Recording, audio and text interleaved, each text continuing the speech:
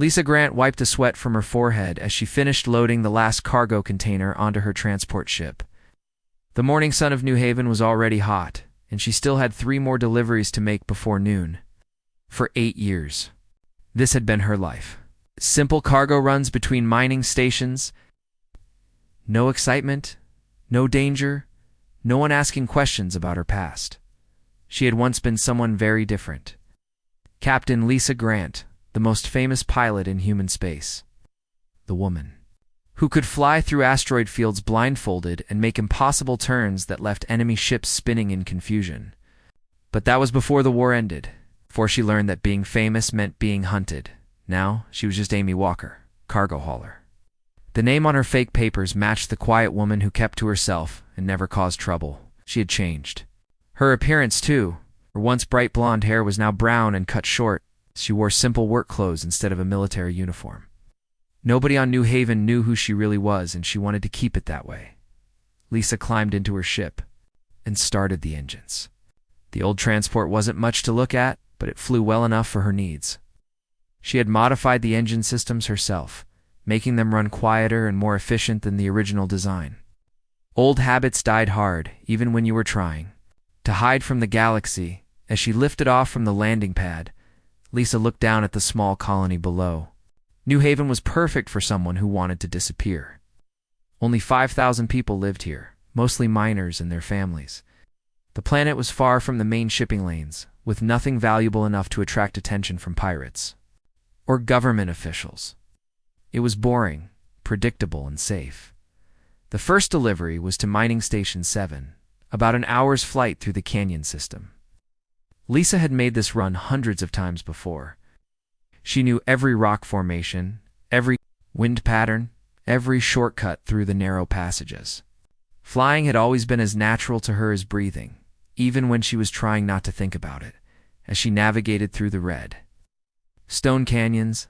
Lisa let her mind wander. She thought about Jake Martinez, her old co-pilot and engineer. Had been like a brother to her during the war. After she faked her death, she had wanted to contact him so many times, but reaching out to anyone from her past would have put them both in danger. The Corvani Empire had made it clear that anyone who helped her would face serious consequences. The Corvani were tall aliens with crystal-like formations growing from their skin. Their technology was far beyond anything humans had developed. During the war, their ships could appear and disappear like ghosts. Their weapons could punch through the strongest armor humans had ever built. But somehow, human pilots had found ways to fight back. Lisa remembered the first time she had faced a Corvani ship in combat. Every tactical manual said it was impossible to win against their superior technology. But something inside her had refused to accept that. She had stopped thinking about proper flying techniques and started trusting her instincts instead. Had made turns that didn't make sense, attacked from angles that violated every rule of space combat, and somehow managed to survive. Word of her victories had spread quickly through the human fleet. Other pilots started copying her techniques, learning to fly unpredictably. The Corvani ships, controlled by advanced computers, couldn't adapt fast enough to the chaotic human style. For the first time in the war, humans started winning battles, but victory had come with a price. Corvani had studied her fighting style, analyzed every move she made. They realized that something about human pilots, especially her, was different from their own species. After the peace treaty was signed, they had made it clear that they wanted to study her, not as a prisoner, but as a subject for their scientists. Had no interest in becoming an alien experiment. She had seen what happened to other pilots who had agreed to work with the Corvani after the war. They came back changed, their flying skills somehow diminished. The aliens claimed they were just conducting research, but Lisa didn't trust them. So she had staged her own death and disappeared. The mining station appeared ahead, built into the side of a cliff face. Lisa guided her ship to the landing platform and began unloading supplies. The station manager, a friendly man named Pete Collins, came out to greet her. "Morning, Amy," Pete said, helping her with the heavier containers. "Got that new drilling equipment we ordered?" "Right here," Lisa replied, pointing to several large boxes. "Installation manual is on top. Should be pretty straightforward. Pete nodded and signed the delivery pad. Weather service says we might get some storms later this week. You might want to finish your rounds early. Lisa thanked him for the warning and climbed back into her ship. Storms on New Haven could be dangerous, with high winds and lightning that could fry a ship's electronics. She had learned to pay attention to the weather patterns during her years on the planet as she lifted off from the mining station. Something caught her eye in the distance. 3 dark shapes moving across the sky, too large and too fast to be. Local traffic. Lisa felt her heart skip a beat. She knew those silhouettes. Corvani warships. For a moment, she considered running. Her ship was small and fast enough to hide in the asteroid belt beyond the planet's orbit, but if the Corvani were here, they probably already knew exactly where she was. Running would only confirm her identity. Instead, Lisa continued on her planned route to the next delivery point. She tried to act normal, but her hands were shaking slightly on the controls. After 8 years of peace and quiet, her past had finally caught up with her. The Corvani ships descended toward New Haven's main settlement like silver daggers cutting through the atmosphere. Lisa watched them land near the colony's central hub, their sleek forms dwarfing the human buildings around them. Whatever they wanted was serious enough to bring 3 warships to a backwater mining world. Lisa finished her delivery and turned her ship toward home. She knew she couldn't avoid this confrontation forever. Corvani had found her, and they weren't the type to give up easily. Her 8 years of hiding were over. Lisa parked her cargo ship at the New Haven spaceport and walked slowly toward the colony center.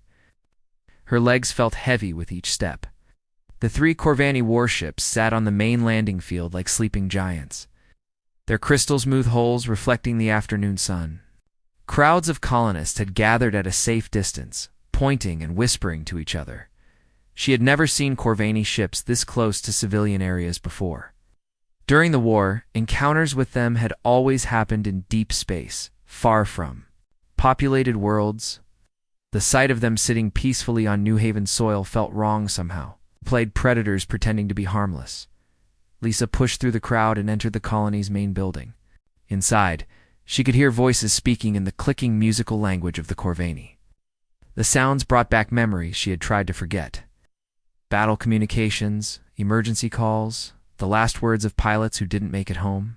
The main meeting hall was packed with colonists and colony officials. At the front of the room stood 3 Corvani soldiers in their characteristic blue uniforms. They were tall and thin, with pale skin that seemed to shimmer in the light. Crystal formations grew from their heads and shoulders like natural armor. The one in the center was clearly their leader. His crystals were larger and more elaborate than the others, forming complex patterns that seemed to shift and change as he moved. When he spoke, his voice came through a small translation device attached to his uniform. "Citizens of New Haven," the Corvani leader said, his translated voice sounding oddly formal.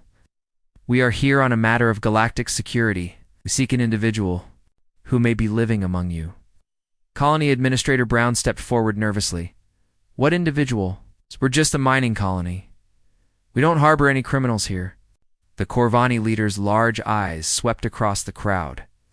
"The person we seek is not a criminal. She is someone whose skills are needed to address a threat to all intelligent life in this galaxy." Lisa felt her stomach drop. She tried to move deeper into the crowd, but the Corvani's gaze found her anyway. For a moment, their eyes met across the room. His expression didn't change, but she knew he had recognized her. "Captain Lisa Grant," the Corvani said, addressing her directly. "I am Commander Zethka of the Corvani Defense Force. We need to speak with you privately." The crowd turned to look at Lisa. She saw confusion and surprise on the faces of people who had known her as Amy Walker for 8 years. Pete from the mining station was staring at her with his mouth open. Her quiet life on New Haven was over. "Don't know what you're talking about," Lisa said. "No?" But her voice came out weaker than she intended. Commander Zethka stepped closer. "We know you faked your death after the war. We know you have been living here under a false identity. We are not here to arrest you or harm you. We need your help." Lisa looked around the room at the faces of her neighbors. These people had trusted her, accepted her as one of their own. Now they were learning that she had been lying to them for years. She felt ashamed and angry at the same time. "Fine," she said, "but we talk alone." Colony officials and most of the crowd left the meeting hall, though Lisa noticed several people lingering near the windows outside. Commander Zethka dismissed his 2 soldiers as well. Soon it was just Lisa and the alien commander facing each other across the empty room. 8 years, Lisa said. "Why now?" Zethka activated a small device that projected a hologram into the air between them. The image showed a star map with several systems marked in red. 3 weeks ago, we detected these signals from the outer rim of the galaxy. We sent scout ships to investigate. The hologram changed to show the wreckage of spaceships drifting in empty space. The ships were unlike anything Lisa had ever seen, their hulls torn apart by some incredible force. "What happened to them?" Lisa asked. "It encountered something we have never seen before," Zethka replied. "An enemy that our technology cannot defeat. We call them the Devourers." The hologram shifted again, showing blurry images of massive dark shapes moving through space. They looked more like machines than living creatures, all sharp angles and gleaming metal. "The Devourers consume everything in their path," Zethka continued. "Planets, stars, entire solar systems. They break down matter at the atomic level and use it to build more of themselves. They have already destroyed 4 star systems on the galaxy's edge." Lisa stared at the images. "What does this have to do with me?" "Our ships are controlled by advanced computers," Zethka explained. "They calculate the most efficient attack patterns, the optimal defensive positions. Against most enemies, this makes us nearly invincible, but not against these Devourers." "Correct. The Devourers learn from every encounter. They analyze our attack patterns and develop countermeasures faster than our computers can adapt. Every battle we fight makes them stronger." Lisa was beginning to understand. You need pilots who don't think like computers. During the war, human pilots consistently defeated our ships through unpredictable tactics. You in particular showed an ability to make decisions that appeared random but proved effective. Your species calls this intuition or gut feeling. The hologram showed battle recordings from the war. Lisa watched herself flying through impossible maneuvers, making split-second decisions that saved her life and destroyed enemy ships. She had never thought of her flying style as anything special. It was just the way she naturally moved through space. 3 other advanced civilizations have already fallen to the Devourers, Zethka said. The Hegemony, the Crystal Collective, the Iron Brotherhood.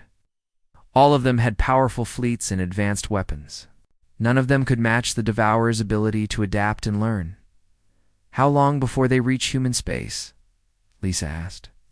"At their current rate of expansion, 18 months, perhaps less." Lisa felt a chill run down her spine. Earth, the colony, worlds, billions of human lives. All of it would be consumed by these machine creatures if they couldn't be stopped. "You've tried everything," Zethka continued. "Conventional tactics, advanced weapons, even suicide attacks. Nothing works against them. But our analysis of human combat records suggests that your species' chaotic approach to warfare might be effective. You want me to fight them? You 2 lead other human pilots against them. Your government has already agreed to provide volunteers, but they need someone with experience to train them. Someone who understands how to fight without following predictable patterns." Lisa was quiet for a long moment.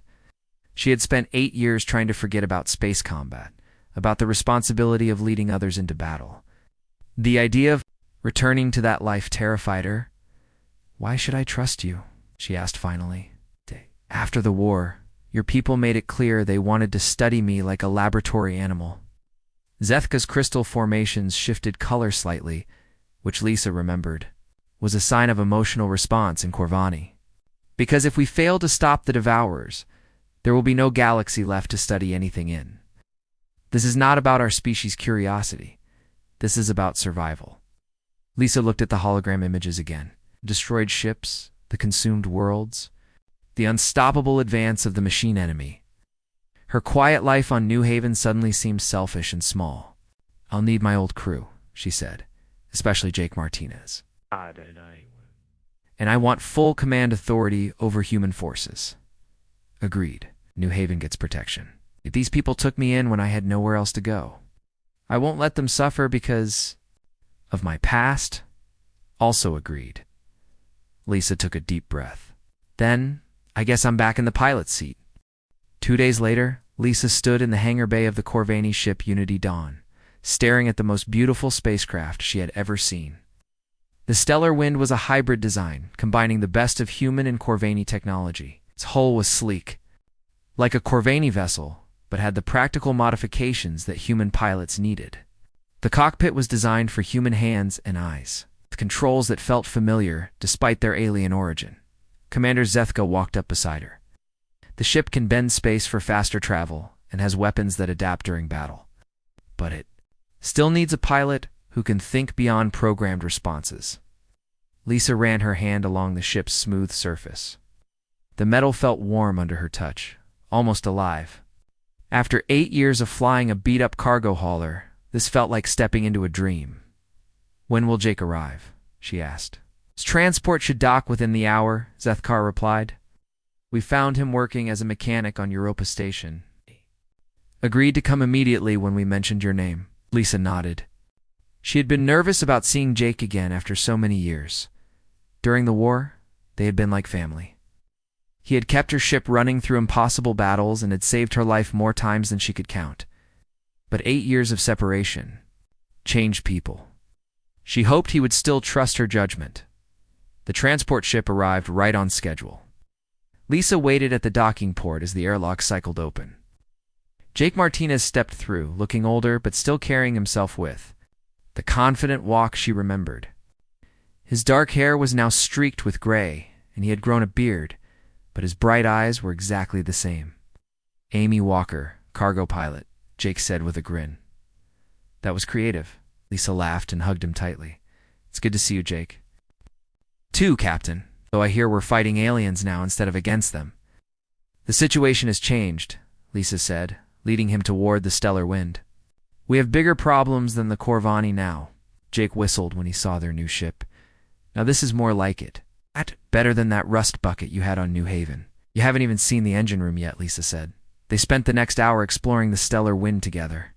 Jake was amazed by the advanced systems, especially the adaptive weapons and the space-folding drive. Lisa watched him work through the technical specifications with the same enthusiasm he had shown during the war. Some things never changed. "Ship's computer can handle most basic functions," Jake said, studying the engine readouts. "But it's designed to work with human intuition rather than replace it. Smart design." Commander Zethka joined them in the engine room. "We have received word that a Devourer scout ship has been detected in the Helios system. This will be your first mission." Lisa felt her stomach tighten. After 8 years away from combat, the thought of facing an unknown enemy was terrifying, but she had agreed to help, and people were counting on her. "What do we know about this scout ship?" she asked. "Very little," Zethka admitted. "It appeared near the gas giant Helios 3 days ago. It has been scanning the system but has not yet moved toward the inhabited worlds. This may be our only chance to study Devourer tactics in a controlled situation. Or it's a trap," Jake said. "That is also possible," Zethka agreed. "The Devourers have shown tactical intelligence in previous encounters, but we must learn more about them if we hope to develop effective countermeasures." Lisa and Jake spent the rest of the day familiarizing themselves with the Stellar Wind systems. The ship responded to Lisa's touch like it had been built specifically for her. The controls felt natural, and the ship's computer seemed to anticipate her needs without getting in her way. They departed the next morning, using the space-folding drive to reach the Helios system in just a few hours. The journey that would have taken weeks in a normal ship was completed before lunchtime. Lisa had to admit that Corvani technology was impressive, even if she didn't fully understand how it worked. The Helios system was a typical outer rim setup. 1 star, 8 planets, and a large asteroid belt between the 4th and 5th planets. The gas giant Helios 4 dominated the outer system, its colorful bands of cloud swirling in endless storms. It was a beautiful sight, but Lisa's attention was focused on the small, dark shape orbiting near the planet's largest moon. "There it is," Jake said, pointing to the scanner display. "Definitely not human or Corvani design." The Devourer scout ship looked nothing like any vessel Lisa had seen before. It was angular and sharp, like a piece of broken glass floating in space. Its surface seemed to absorb light rather than reflect it, making it difficult to see clearly, even at close range. "It's smaller than I expected," Lisa said. "Size may not matter with their technology," Jake replied. "Scanning shows heavy armor and weapon systems that don't match anything in our databases." Lisa piloted the stellar wind toward the asteroid belt, using the floating rocks for cover. She wanted to observe the enemy ship before engaging it. Something about its behavior seemed strange. It was scanning the gas giant intensively, as if looking for something specific. "What's it doing?" Jake wondered. "Learning," Lisa said. "Zethka said they consume matter to build more of themselves. Maybe it's analyzing the planet's composition." They watched for another hour as the Devourer ship continued its scans. Lisa was starting to understand why conventional tactics failed. Against these enemies, the ship moved with perfect efficiency, never wasting energy or making unnecessary maneuvers. It was like watching a computer program made physical. "We need to engage it," Lisa finally said. "If it finishes its scans and reports back to the main fleet, they'll know everything about this system." Jake nodded and began charging the weapon systems. Just like old times. Lisa took a deep breath and guided the stellar wind out of the asteroid field. The moment they appeared on open space, the Devourer ship detected them, turned toward them with mechanical precision, its weapons already powering up. "Here we go," Lisa said, and pushed the throttles forward. The first exchange. A fire was unlike anything from Lisa's previous experience. The Devourer ship's weapons hit exactly where she had been a split second before. If she had maintained her course for even a moment longer, they would have been destroyed instantly. "It's predicting our movements," Jake called out as another. Blast narrowly missed them. Lisa tried a standard evasive pattern, but the enemy ship adjusted its aim to compensate. Every move she made was anticipated and countered. Traditional dogfighting tactics were useless against such perfect prediction. In desperation, Lisa stopped thinking tactically. She let her instincts take over, making sudden course changes that felt random even to her. She dove toward the gas giant's atmosphere, then suddenly reversed direction. She spiraled through the asteroid field in patterns that made no logical sense. The Devourer ship's perfect. Aim began to falter. Its weapons missed by wider margins as Lisa's flight path became increasingly unpredictable. She wasn't following any pattern that could be calculated or anticipated. "Whatever you're doing, keep doing it," Jake shouted, as their return fire finally found its target. The stellar wind's adaptive weapons locked onto the enemy ship's main drive. Lisa pressed the attack, still flying erratically, but now with purpose. The Devourer ship tried to retreat, but Lisa's chaotic approach made it impossible for the enemy to calculate a safe escape route. Finally, their weapons penetrated the enemy's armor. The Devourer ship's drive systems failed, leaving it drifting helplessly near the gas giant. But before Lisa could finish it off, the ship transmitted a powerful signal toward deep space. "It's calling for help," Jake said, monitoring the transmission. "Or reporting what it learned about us," Lisa replied grimly. The damaged Devourer ship activated some kind of emergency system and disappeared in a flash of strange light. Leaving only empty space behind, Lisa and Jake sat in silence for a moment, processing what had just happened. They had won their first battle against the Devourers, but the victory felt hollow. The enemy had escaped with valuable information about human combat tactics, Jake said finally. "At least we know they can be hurt." "Yeah," Lisa agreed. "But now they know we can hurt them too. The next fight won't be so easy." News of Lisa's victory against the Devourer scout ship spread quickly through human space. Within a week, the Unity Dawn was receiving messages from pilots all across the galaxy. Some were military veterans looking for another chance to serve. Others were civilians who had never seen combat but wanted to help defend their homes. Lisa stood in the ship's briefing room, looking at files of potential recruits displayed on holographic screens. Each file contained flight records, psychological, profiles, and personal histories. She was looking for something specific, but it wasn't what most military commanders would want. "This one," she said, pointing to a file. "Alex Turner, former racing pilot. Banned from 3 different circuits for dangerous flying." Jake looked at the record. "Says here he crashed more ships than he finished races with." "But he survived those crashes," Lisa pointed out. "And look at these race recordings. He makes moves that shouldn't be possible." Commander Zethka, who had been observing their selection process, seemed confused.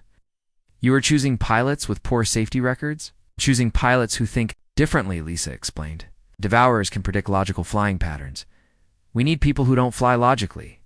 Next, she selected Maria Santos, cargo pilot who had survived multiple pirate attacks through what her reports called creative maneuvering. Then came Ben Clark, a test pilot who had been grounded for ignoring flight protocols.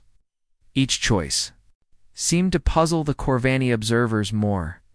"These humans have damaged service records," Zethka said. "Why not select your most skilled pilots?" "Because our most skilled pilots have been trained to fly perfectly," Lisa replied. "Perfect flying is predictable flying. Against the Devourers, that means death." The recruits began arriving over the next few days. Lisa watched them step off transport ships with a mixture of excitement and nervousness. Most had never worked together before, some had never even seen military service. But they all shared one thing in common. They were pilots who couldn't or wouldn't follow standard procedures. Alex Turner was the first to arrive. He was younger than Lisa had expected, probably in his late 20s, with the confident swagger of someone who had never met a risk he wouldn't take. His first words to Lisa were about the stellar wind. "Nice ship," he said, walking around the hybrid vessel. "Bet she's fast. Mind if I take her for a spin?" "Later," Lisa said. "Need to understand what we're fighting." The training program Lisa designed was unlike anything in standard military doctrine. Instead of teaching formation flying and coordinated attacks, she encouraged her pilots to develop their own individual styles. She made them practice flying, with their eyes closed, trusting their instincts over their instruments. "Forget everything you learned in flight school," she told the group during their first meeting. "Stop trying to be perfect. The Devourers can counter perfect. They can't counter crazy." Maria Santos raised her hand. "How crazy are we talking?" "Remember the worst advice your flight instructor ever gave you?" Lisa replied. "Now do the opposite." Pilots spent days practicing unusual maneuvers. Lisa had them fly through asteroid fields backwards, perform barrel rolls during weapons practice, and change direction at random intervals. Anyone watching from outside would have thought they were witnessing the worst pilot training in history. But slowly, the chaotic approach began to work. The pilots stopped thinking about proper technique and started trusting their gut feelings. Their flying became unpredictable, even to each other. During practice dogfights, traditional tactics failed completely. "I can't hit any of you," complained Ben Clark after a particularly wild training session. "You're all flying like you've lost your minds." "Perfect," Lisa said with a smile. Meanwhile, the Devourers hadn't been idle. Intelligence reports showed that their main fleet was adapting to human tactics. The scout ship that had escaped from Helios had shared its data, and now the enemy ships were incorporating random elements into their own behavior. "They're trying to copy our unpredictability," Jake observed, studying the latest battle reports from the Outer Rim, "but it's not working for them." "They're still machines," Lisa replied. "They can simulate randomness, but they can't truly be random. They're too logical for that." The truth of this became clear during their first major engagement. Lisa led her squadron of 12 pilots to the Kepler system, where a Devourer attack force was threatening a civilian station with 2 million inhabitants. The enemy fleet was larger than anything they had faced before. 5 Devourer ships, each the size of a human battlecruiser, surrounded the station. Their weapons were already charging for what would certainly be a devastating attack. "Remember, Lisa, broadcast to her pilots. Don't think, just fly. Trust your instincts over your training." The human ships scattered in all directions as they entered the battle zone. To any military observer, it would have looked like complete chaos. There was no formation, no coordinated battle plan, no logical strategy. Each pilot chose their own target and approach, the Devourers. Targeting systems struggled to track so many unpredictable targets at once. Their perfect coordination became a weakness as they tried to calculate responses to 12 different chaotic attack patterns simultaneously. Alex Turner dove straight at the largest enemy ship, then suddenly veered away at the last second, causing it to waste a massive weapons discharge on empty space. Maria Santos flew in spirals that made no geometric sense, confusing the enemy's tracking computers. Ben Clark attacked from above, below, and from the sides in rapid succession, never giving the Devourers time to predict his next move. But the battle wasn't without cost. The Devourers were learning even as they fought. Their weapons found their mark on Tony Walsh's ship, destroying it instantly. Carol Brown's fighter was crippled and had to retreat. Jim Foster barely escaped when his ship's engines failed under enemy fire. Lisa watched 3 of her pilots disappear from her scanner and felt the familiar weight of command responsibility.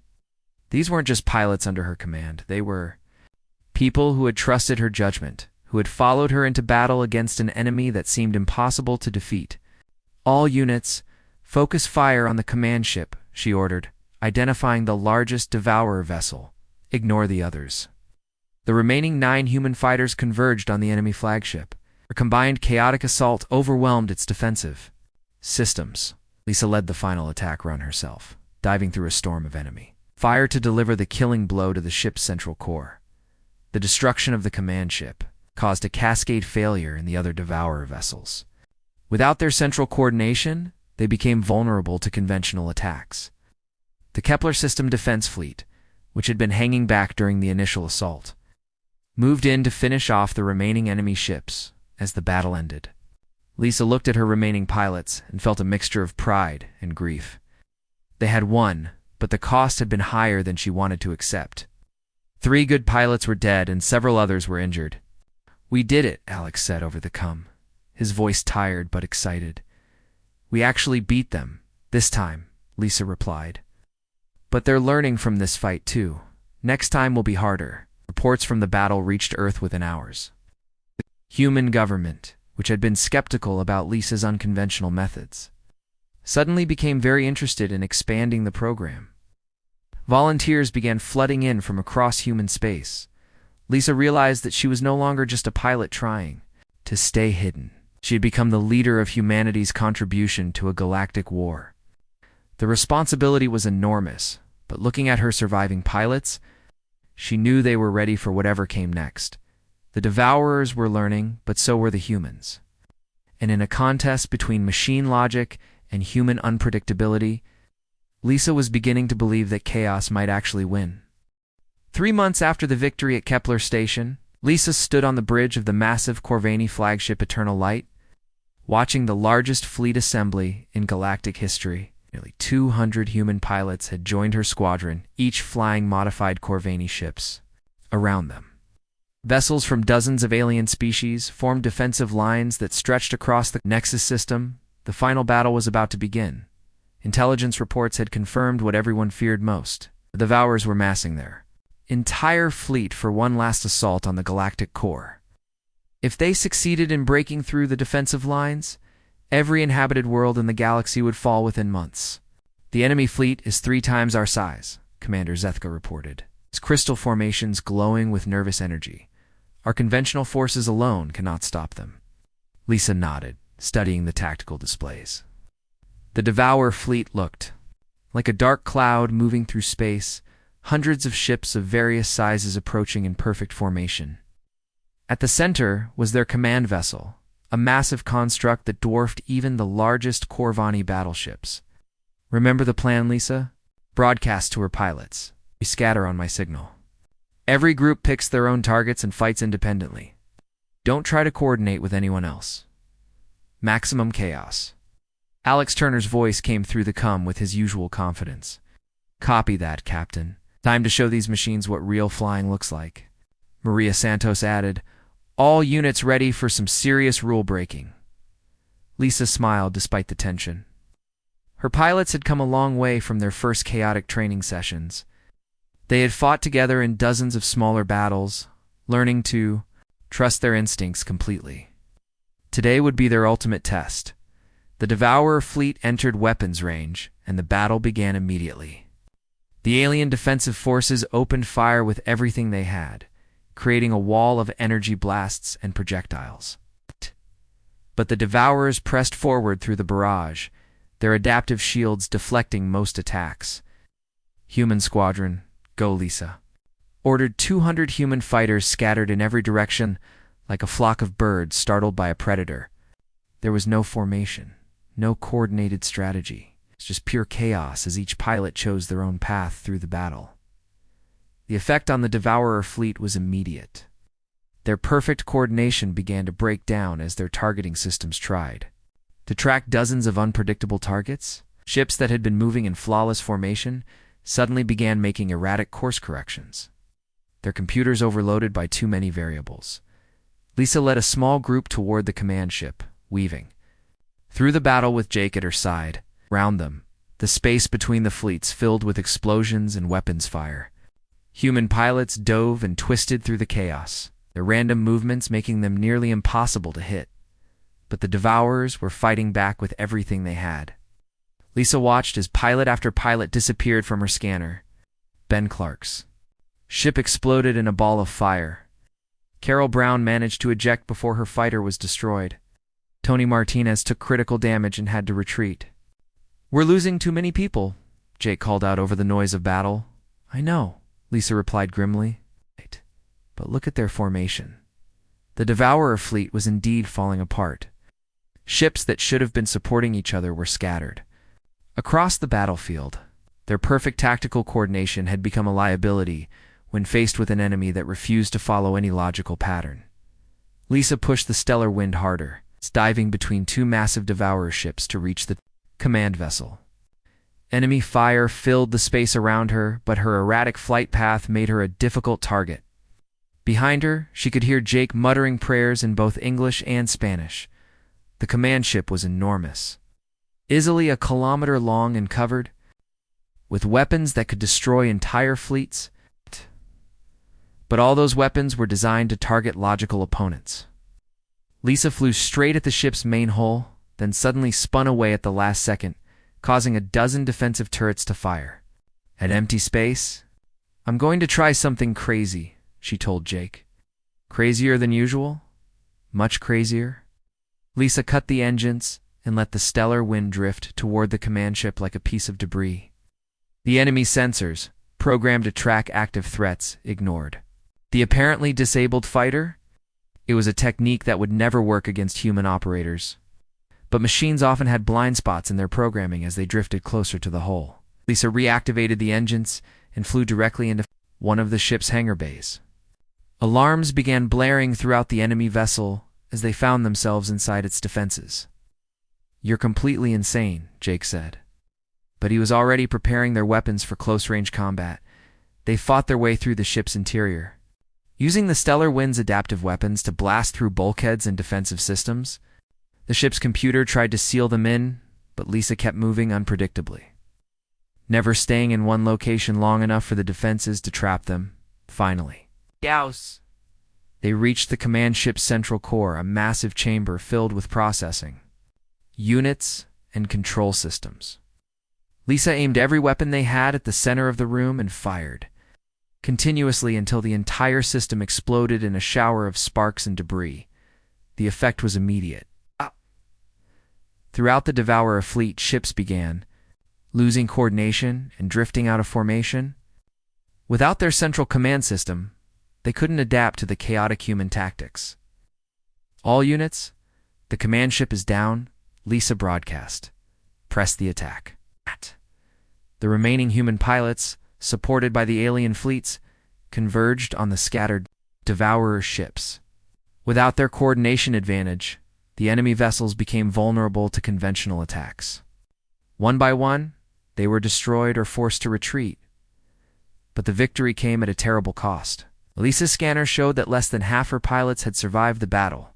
Good people, brave pilots who had trusted her leadership, were gone forever. As the last Devourer ship exploded or fled into deep space, Lisa felt both relief and profound sadness. They had won, but the price had been higher than anyone should have to pay. Jake piloted their damaged ship back to the Eternal Light, where crowds of aliens and humans were already celebrating the victory. But Lisa felt no desire to join the celebration. Too many chairs would be empty at the victory dinner. 6 months later, Lisa stood in her new office aboard the Galactic Defense Station, watching construction crews work on humanity's first deep space installation. The victory over the Devourers had changed everything. Humans were now full members of the galactic community, respected for their unique abilities and contributions.